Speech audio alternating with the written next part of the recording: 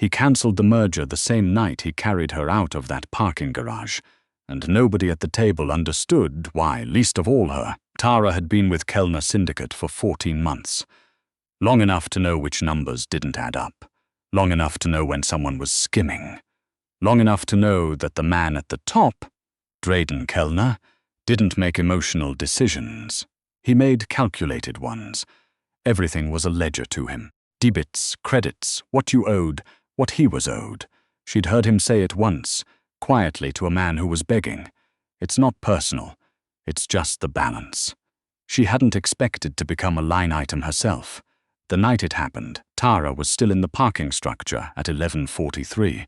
She knew the exact time because she'd checked her phone right before the lights went out on level 3. She'd been working late, again, cross-referencing a discrepancy in the Meridian accounts. $62,000 that had moved in 3 separate increments across 6 weeks, routed through a shell in Delaware that shouldn't have existed. She'd found it because she was good at finding things people buried. That was why Kellner had hired her. It was also, she would later understand, why someone had been watching her for the past 11 days. She didn't hear them coming. That was the part that stayed with her. Not the fear itself, but the silence before it. One moment she was walking toward her car, laptop bag over one shoulder, coffee cup she kept forgetting to throw away in the other hand. The next, there was a forearm across her throat and the cold concrete was rushing up to meet her. She thought she'd always been better at fighting than at asking for help. She got an elbow into someone's ribs.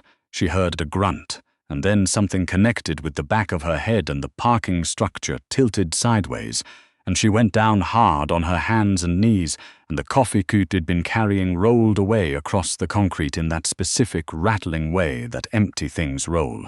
And she thought, absurdly, I should have gone home at 7. She wished consciousness. She wished she had, honestly. Being awake for what came next was worse. There were 2 of them. One held her arms behind her back. The other crouched down in front of her and said, very calmly, that she needed to stop looking at numbers that weren't hers. That the Meridian accounts were a closed matter. That she'd be smart to understand what closed meant. She understood. She also understood that nobody warns you away from something unless they're afraid of what you've already seen. She said nothing.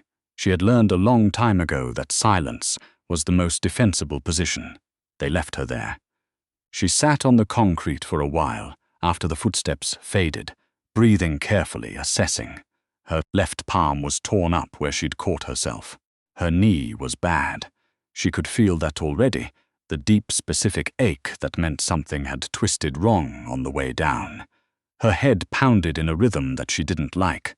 She touched the back of her skull, and her fingers came away dark, though in the dim lighting she couldn't tell how dark. She thought about calling the police. She thought about calling the emergency line for the building. She thought about both of those options for about 30 seconds before she recognized them for what they were. Choices that would get her fired, or killed, or both. Kellner Syndicate was not the kind of organization that welcomed outside attention. She got herself to her car. She drove 14 blocks on autopilot, instinct carrying her when her brain was still catching up. She made it to her apartment building, pulled into the underground lot and sat in the driver's seat for what might have been 5 minutes or might have been 20. The bleeding from her head had slowed. The knee was worse than she'd initially thought. She'd had to use both hands to get her leg into the car. The palm she could work with. She'd had worse. What she couldn't figure out was what to do next. Going to the ER meant a paper trail. Staying home meant nobody knew where she was. Calling anyone in her life meant dragging them into something they'd be better off not knowing about. Her mother was in Phoenix. Her one good friend from college had a newborn and enough problems of her own. There was nobody she could call who wouldn't immediately become collateral. She had always been better at independence than at need. It was both her best quality and the thing that had left her, more than once, completely alone in a situation where being alone was genuinely dangerous. She got herself upstairs. She got the first aid kit from under her bathroom sink. She sat on the edge of the tub under the cold fluorescent light and went through the available inventory. Gauze, butterfly closures, antiseptic, 2 different kinds of tape, no sutures. She had bought a suture kit 2 years ago after a hiking accident that turned out not to need it, and she'd meant to replenish it when it expired, and she hadn't. Tara wrote a note to herself mentally about the suture kit. Then she wrote a note to herself about the fact that she was writing notes to herself at midnight while bleeding on her bathroom floor, and maybe the organizational instinct had a time and a place. She was taping the butterfly closures across the back of her head by feel alone when she heard the knock. She didn't move. People didn't knock on her door at midnight. The building had a security entrance. She'd told exactly 3 people her address, and all 3 of them were 1,200 miles away. The knock came again, not urgent, not loud, just patient. She set down the tape. She moved to the door, careful on the bad knee, and looked through the peephole. Drayden Kellner was standing in her hallway. He was in a dark jacket, no tie, the kind of deliberately unremarkable clothes that men wore when they didn't want to be noticed. He was alone, or appeared to be. He was looking directly at the peephole the way he looked at everything. It's like he was already several steps ahead of whatever was about to happen. She opened the door, not because she wasn't afraid, but because she'd long since learned that fear and action weren't opposites. You could be afraid and still open the door. You could be afraid and still look someone directly in the face. He looked at her for a long moment. His eyes moved, her palm, her knee, the careful way she was standing, the gauze that was partially attached at the back of her head. He didn't say what happened to you, or are you okay, because he already knew the answer to both. Get your bag, he said. She didn't move. Why? Because you found something in the Meridian accounts that 2 other people missed, and now someone knows that you found it, and your apartment door has a lock that I could open with a credit card. He paused. Get your bag, Tara. She got her bag. She wasn't sure later why she'd complied. She told herself it was tactical. Going with him was safer than staying. She told herself it was because she was concussed and not making fully rational decisions, which was probably also true. She didn't let herself examine the other possibility, which was that 14 months of working 3 feet from Drayden Kellner in boardrooms and conference calls and late-night document reviews had given her a specific, inconvenient, entirely unprofessional read on him. He wasn't a good man. She'd never pretended he was. But there was a version of not good that was different from the kind that had sent 2 men to a parking garage. She'd seen both kinds up close. She knew the difference. He drove. She sat in the passenger seat of a car so expensive it barely made a sound, and watched the city scroll past the window and kept her breathing even. The knee throbbed. Her head was beginning to do something she didn't like, a slow pressure building behind her eyes. How did you know where I live? She asked. I know where everyone who works for me lives. That's invasive. Yes, she appreciated, in a grim sort of way, that he didn't try to reframe it. Who were they, she said. Not a question. Associates of the man who owns the Delaware entity, the Shell? Yes. So I was right about the skimming. He was quiet for a moment. You were right about the skimming. She turned to look at him. His jaw was set. His hands on the wheel were perfectly still. He had the particular quality of controlled tension she'd noticed in him before. Not absence of feeling, but feeling pressed down hard beneath the surface, like something under pressure. And you're not going to tell me what happens next? No, he said. I'm not. She turned back to the window. Okay, that doesn't bother you. It bothers me, she said. But you're the one who drove to my apartment at midnight, so clearly you've already made some decisions I'm not part of. I'll get the information when you decide I need it. She paused. Or I'll find it myself, whichever comes first. She didn't see his expression change. But she heard something in the quality of the silence that followed, a subtle shift, the way the air changes before weather. He took her to a property she'd never seen listed in any document she'd processed. A house, not a compound, but set back from the road on 3 acres of dark land, the kind of place that existed specifically to be overlooked. A woman named Clara met them at the door. 50s, efficient, the kind of calm that comes from having seen everything, and chosen not to be alarmed by any of it. She took one look at Tara and steered her toward a bathroom that was larger than Tara's entire apartment. "The back of my head needs," Tara started. "I can see what the back of your head needs," Clara said, in a tone that was not unkind but also did not leave room for argument. Tara sat on the edge of a bathtub that probably cost more than her car and let someone else do the stitching for the first time in a long time. It turned out Clara had been a field medic for a period of her life she didn't elaborate on. She worked quickly and without commentary, and Tara stared at the white tile and breathed through it and thought about $62,000, moving across 6 weeks through a shell in Delaware. "You're going to have a headache for a few days," Clara said, snipping the last suture. "The knee is a bad sprain, not a tear. I'll wrap it. You need fluids, and you need to sleep. I need to make a phone call. You need to sleep. Clara." Clara looked at her. "You can make your calls in the morning. Whoever you're planning to call isn't going to know any more tonight than they will at 7 a.m., and you'll be able to think clearly enough to have the conversation properly." She stood, gathered her materials with the economy of motion of someone who had never once wasted a movement. "He's waiting for you in the study."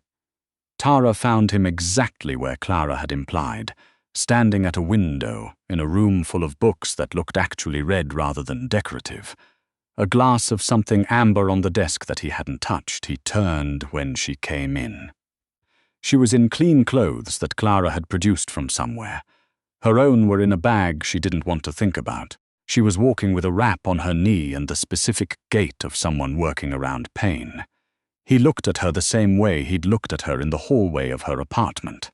Like he was filing things, like the ledger in his head was updating in real time. "You should have told me about the discrepancy when you found it," he said. "I was still documenting it. You were building a case." She met his eyes. "Someone on your internal team is involved. If I'd brought it to you before I had full documentation, whoever it was would have had time to clean it up. I needed the whole picture." A long silence. "You were protecting the investigation. I was protecting the evidence." He looked at her for a moment that stretched longer than it should have. She was used to his silences, had catalogued them over 14 months, the way you catalogue things you're trying not to pay too much attention to. But this one was different. This was the silence of someone recalculating. "You found 62,000, he said. "How much more do you think there is, based on the pattern of the transactions?" She didn't hesitate. "Somewhere between 300,000 and 400,000 over the past 2 years. Possibly more. The Delaware shell isn't the only one. It's just the one they were careless with." Then he said, "I had a meeting tomorrow, a merger discussion. Something I've been building toward for 8 months. She waited. "I'm canceling it." She frowned. "Why?" "Because the man sitting across that table from me is the one who owns the Delaware entity." His voice was completely even, in the way that something becomes completely even only after a great deal of effort. "And tomorrow morning he's going to be very surprised that the conversation he thinks we're having is not the one that's going to happen." She absorbed that, the implication of it, the scope of what she'd stumbled into. "He thought buying you off with 62,000 and some roughed-up paperwork was enough to secure the deal," she said slowly. "He miscalculated. Because he didn't know I'd found it. Because he didn't know what you are." She looked at him. She wasn't entirely sure what he meant by that. She was fairly sure he wasn't entirely sure either. "You should sleep," he said. "Clara will show you the room. I want to finish the documentation first." To Tara, "Give me 2 hours and a laptop and I'll have everything packaged for your legal team by morning." She held his gaze. "If you're canceling the merger, you need the documentation airtight. Gentleman's agreement doesn't hold up in any room where he's got lawyers." He studied her. The pressure behind his eyes again, that controlled thing under the surface, that weight he carried like it was structural. Like he'd be a different shape without it. 1 hour, he said. 2. His expression didn't change. But there was something at the corner of it, not quite a concession, not quite amusement. Something that existed in the space between the two. 1.5. She sat at his desk and opened his laptop. He'd given her the access code without being asked, and she went to work. He stayed in the room. He didn't hover. He stood at the window with his untouched drink and read something on his phone, and occasionally the room was so quiet she could hear the slight sound of rain starting somewhere outside. It wasn't uncomfortable. That was the strange thing. She'd expected it to be uncomfortable, and it wasn't. At one point, he set a glass of water on the desk beside her without a word. She drank it without looking up. At one point, he said, from the window, "Why did you stay, after you realized what you were looking at?"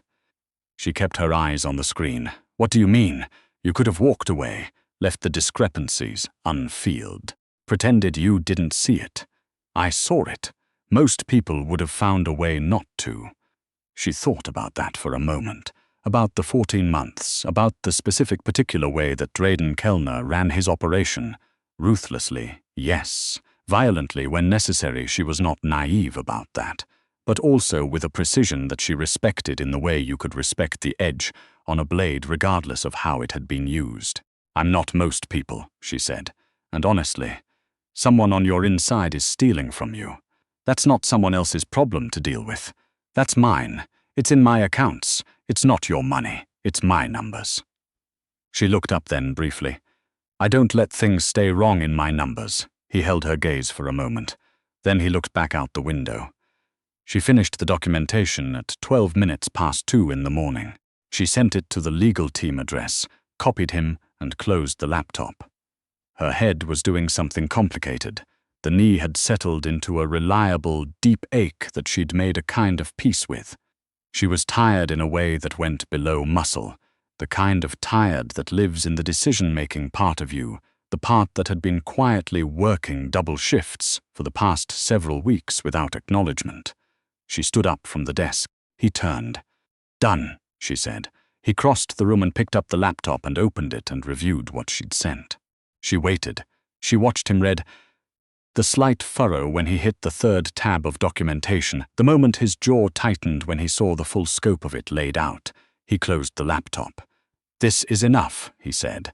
"It's more than enough." He looked at her. There was something in it she didn't know what to do with.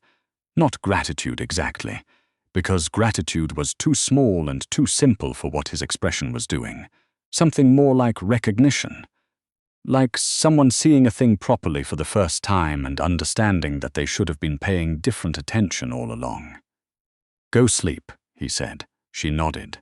She picked up her bag. She was nearly at the door when he said her name, not her last name, not Harmon, the way he usually said it in offices and meetings, clipped and professional and correct. Her first name. The 2 syllables of it, quiet in the room. She turned. "The merger," he said. "The 8 months of work." He paused. He wasn't a man who paused. It wasn't worth it. She understood that there were 2 conversations happening, and she was only supposed to respond to one of them. "No," she said. "It wasn't." She went to sleep in a guest room that smelled like cedar and clean linen, and she woke up to Clara setting coffee on the nightstand and the news that Drayden Kellner had been on the phone since 5 in the morning. She lay there for a moment in the grey morning light, listening to the rain that had continued through the night, taking inventory the way she always did. What hurt? What was manageable? What could wait? The knee, manageable. The head, better. The documentation, done. The man in the other room who had driven to her apartment at midnight and stood at a window all night with a drink he never touched while she rebuilt the evidentiary case that would take down his biggest pending deal. That one she filed under to be determined. She had always been good at knowing which numbers were real and which ones were constructed to look like something they weren't. 62,000 across 6 weeks through a Delaware shell. 300 to 400,000 total, probably more. 8 months of merger work, cancelled. And a man who called her by her last name in every professional context she'd ever shared with him, who had said her first name in a quiet room at 2 in the morning, like he'd been carrying it differently than he carried everything else. She drank the coffee. She looked out the window at the rain. She was good at numbers. She was good at knowing which ones mattered. She was starting to think this one was going to require a different kind of accounting entirely.